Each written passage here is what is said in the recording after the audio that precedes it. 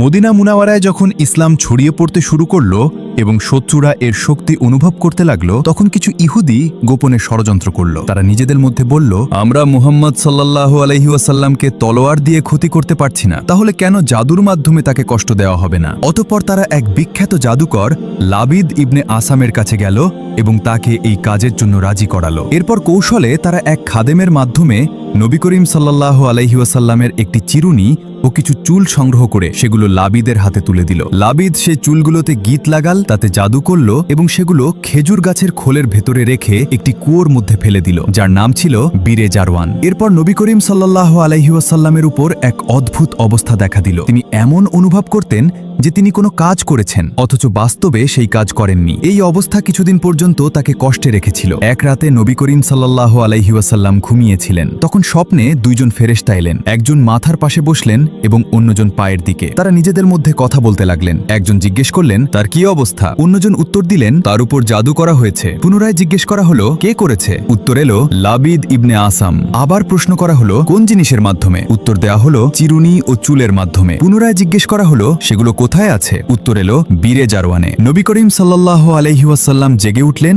এবং সাহাবায়ে কেরামকে এ ব্যাপারে জানালেন। এরপর হযরত আলী রাদিয়াল্লাহু আনহু, হযরত জুবাইর রাদিয়াল্লাহু আনহু এবং হযরত আম্মার রাদিয়াল্লাহু আনহুকে সেই কুয়োর দিকে পাঠানো হলো। তারা সেখানে পৌঁছে দেখলেন কুয়োর পানির রং বদলে গেছে এবং দৃশ্যটিও ছিল অদ্ভুত। তারা কুয়ো থেকে সেই জিনিস বের করে আনলেন যার মধ্যে জাদু করা হয়েছিল। এরপর সেটি নবী করিম সাল্লাল্লাহু আলাইহি ওয়াসাল্লামের কাছে নিয়ে আসা হলো। তারপর নবী করিম সাল্লাল্লাহু আলাইহি ওয়াসাল্লাম সূরা আল ফালাক ও সূরা আন-নাস পড়তে শুরু করলেন। প্রতিটি আয়াতের সাথে সাথে একটি করে গিট খুলে যেতে লাগলো। অবশেষে সব গিট খুলে গেল এবং তিনি সাল্লাল্লাহু আলাইহি ওয়াসাল্লাম সম্পূর্ণ সুস্থ হয়ে উঠলেন। আল্লাহ তাআলা তার কালামের বরকতে সেই জাদুকে নষ্ট করে দিলেন। তবুও নবী করিম সাল্লাল্লাহু আলাইহি ওয়াসাল্লাম কারো কাছ থেকে প্রতিশোধ নেননি, বরং তিনি বললেন, আল্লাহ আমাকে শিফা দিয়েছেন আর আমি চাই না মানুষের মধ্যে কোনো ফিতনা সৃষ্টি হোক। এভাবেই নবী সাল্লাল্লাহু আলাইহি ওয়াসাল্লাম ক্ষমা করে মহান চরিত্রের এক উজ্জ্বল দৃষ্টান্ত স্থাপন করেছেন। এই ঘটনা আমাদের শিক্ষা দেয় যে